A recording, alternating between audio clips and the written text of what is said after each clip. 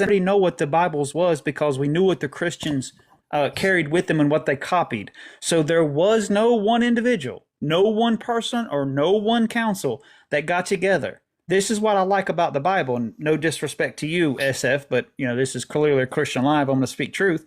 The Bible has an open transmission as to where the Quran doesn't. The Quran has a closed transmission. They have one individual, it's called the Uthmanic revision, where you had one individual say that this is what the Quran's going to be, and he literally burnt everything else that disagreed with it.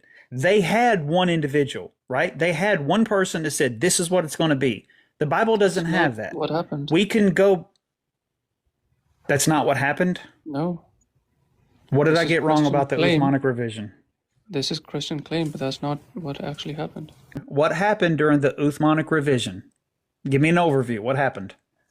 Okay, Uthman asked for the pre-compiled manuscript that had already been compiled.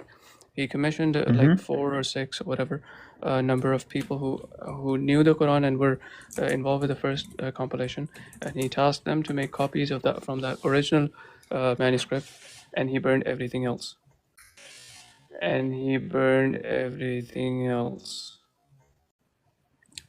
Okay, so you just said exactly what I said. I did not. That's called a closed. No, I did not. Yes, you did. That's a closed transmission, dude. You had one person that said. Do not make 4 claims. No, but and then I'm not making a false claim. All right. A few moments later. Now you've made a claim that I lied. What did I lie about?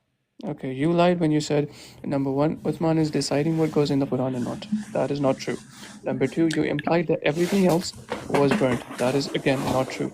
Everything else was burnt. That is, again, not true.